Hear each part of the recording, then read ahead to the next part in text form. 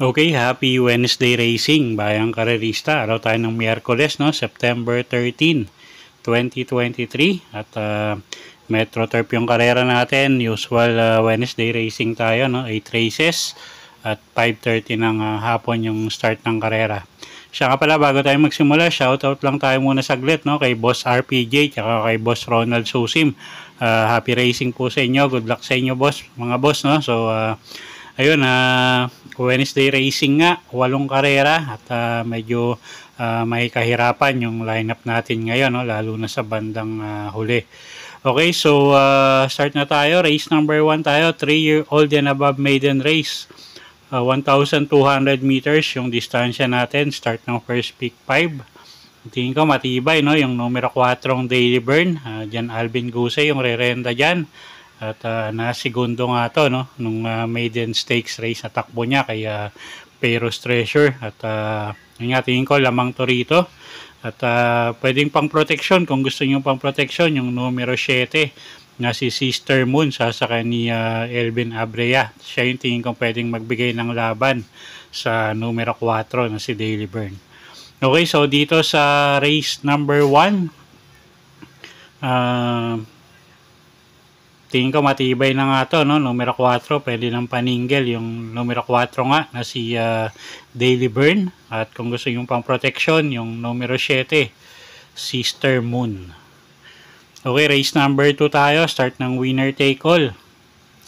Okay, medyo may kahirapan yung winner take all natin ngayon, no? Race 2, 1,200 meters yung distansya natin. Class 4, 16 to 21 bracket. First choice natin dito, numero 2, no? Autumn Shower, Francis Tuason, yung rerenda yan. At ang gaganda ng huling takbo niyan. So, napakaganda ng kondisyon ni Kabayo ngayon. At, yun nga, tingin ko, pabor pa yung distansya sa kanya, no? Second choice na rin natin, yung numero 1, na si Bisyo Magserbisyo. Nasasakay naman ni Jeffrey Bakaykay. At ito, pag maiksi ang distansya, medyo maganda rin yung ikinikilos, no? So, pag maganda itinakbo nito, may panalo rin. Okay, so dito sa race number 2 nga, first choice natin yung numero 2 na si Autumn Shower. At second choice natin yung numero 1 na si Bisyo Magserbisyo. Okay, race 3 tayo, class 5-5, lowest group, 1,200 meters ang distansya, start ng pick 6. Okay, anybody's race to, no? Lahat to may panalo. So, kung may krusonada kayo, dagdag na lang kayo, no? First choice natin, numero 5, Clairvoyant, CL Advincula, yung rerenda dyan, masyado nang mababa, tingin ko, no? At umabot na nga siya dito sa 5-5. So, siya na rin yung first choice natin dito. Second choice, isa rin diremate, no? Kahit medyo maiksi yung distansya, tingin ko medyo kayang sumabay ng mga diremate rito. Second choice natin yung numero 1, Indelible Quaker, Pabs Cabalejo yung rerenda dyan. Gamay ni Pabs tong kabayong to. So, tingin ko may panalo rin. Third choice natin dito, yung numero 3 na si Apollo. Sasakay naman ni Adrian Bopete. Okay, so sa race number 3, first choice nga natin, numero 5, Clairvoyant. Second choice, numero 1, Indelible Quaker. At third choice, numero 3, Apollo. Okay, race 4 tayo. Class 5, 6 to 10 bracket. Distansya, 1,400 meters. Start ng second pick 5. Okay, isa na naman anybody's race. So, no? First choice natin dito, numero 4. Couple entering Shining Thunder at Flying Eagle. Shining Thunder yung tinitignan natin dito, no? AR Villegas yung rerenda dyan. At medyo maganda na ikinilos na karaan ito. So tingin ko mag-uumento pa. Second choice, numero 8, Signature Whiskey. Sasakay ni JC De La Cruz, Apprentice Rider. So tingin ko may panalo rin, isang diremating kabayo, no? At kuha tayong third choice, yung pandehado, numero 9, Archie Holly. Sasakay ni Apprentice Rider JC Guerra. Magandang pangdehado yan. Okay, so sa race number 4, first choice nga natin, couple entering numero 4, Shining Thunder at Flying Eagle. Second choice, numero 8, Signature Whiskey. At third choice, pangdehado, numero 9, Archie Holly. Okay, next race tayo, race number 5. Class 5-5 ulit, no? 1,400 meters ang distansya natin dito. Okay, halos anybody's race na naman to. First choice natin dito, baka madihado pa, no? Yung numero 1 na si Winning Shot, Dan Camanyero, yung rerenda dyan. At tingin ko medyo may kababaan na sa grupo si Kabayo. So, magandang pagkakataon na to para manalo, no? Second choice natin, yung numero 6 na si Burden of Proof, nasasakay ni Pabs Cabalejo. At medyo mababa na nga rin sa grupo. At third choice natin dito, yung numero 8 na si Wes Pacol, sasakay ni Apprentice Rider JC De La Cruz.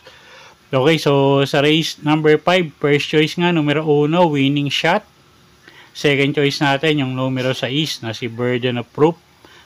Third choice, numero 8, Wes Pacol. Okay, race 6 tayo, class 4, 22 to 27 bracket, 1,400 meters ang distansya natin dito. Okay, first choice natin, numero 2, couple entering Oradas Gray at Grand Majesty. Sasakay niya ni Kelvin Abobo at ni Jan Alvin Guse, no? So, tingin ko parehas may panalo itong dalawang to. Second choice natin, yung numero 13 na si Uncle Vines. Nasasakay ni JB Hernandez. At medyo maganda yung numero niya ngayon. At may kagandahan na rin itinakbo nito nakaraan.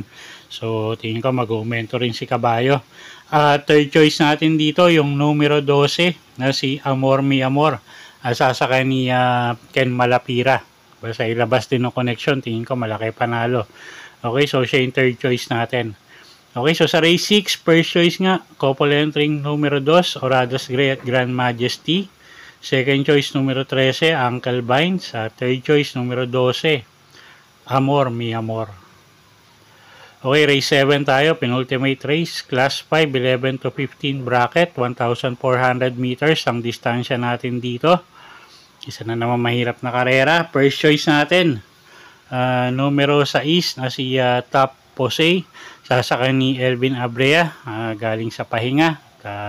Tingin ko maganda itatakbo ngayon, no? At medyo gumaang yung laban niya. Second choice natin dito, yung numero 8 na si Hombre. Sasakay naman ni Francis Tuason. At medyo nagpapakita na ng konting igitong kabayong to. At pag nilabas ng connection, tingin ko malaki rin panalo. At pwedeng pangsama, pangdehado, no? Yung numero 7 na si El Mundo at numero 5 na si Johnny Bunny. Magandang pangdehado yung dalawang yan. Okay, so sa race 7, first choice nga natin, numero 6, Top Posey. Second choice natin, yung numero 8, Hombre. At pwedeng pangsama, pangdehado, yung numero 7, El Mundo. At numero 5 na si Johnny Bunny. Okay, last and final race tayo, race number 8. Class 5, 6 to 10 bracket, 1,400 meters ang distansya. Paratingan, first choice natin dito, no? Yung numero 8 na si iShot.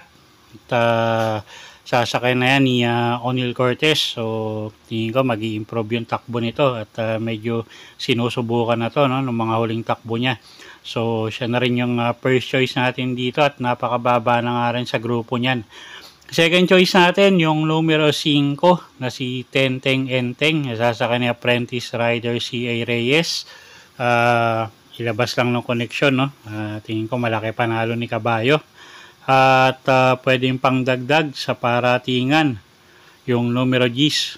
Siya na rin yung third choice natin, Marquis Angel. JB Hernandez, yung rerenda dyan. Okay, so sa race number 8, first choice nga natin, numero 8 na si iShot. Second choice, numero 5, Tenteng Enteng. Third choice, numero 10, Marquis Angel. Okay, so yun po yung mga giya natin para sa araw ng Miyerkules, September 13, 2023. Sana po yung makatulong sa pagpili nyo ng mga tatayang kabayo. Inuulit ko po, kayo pa rin po masusunod kung sa inyo ilalagay o itataya yung pinagpaguran yung pera. Good luck po at happy Wednesday racing, bayang karerista.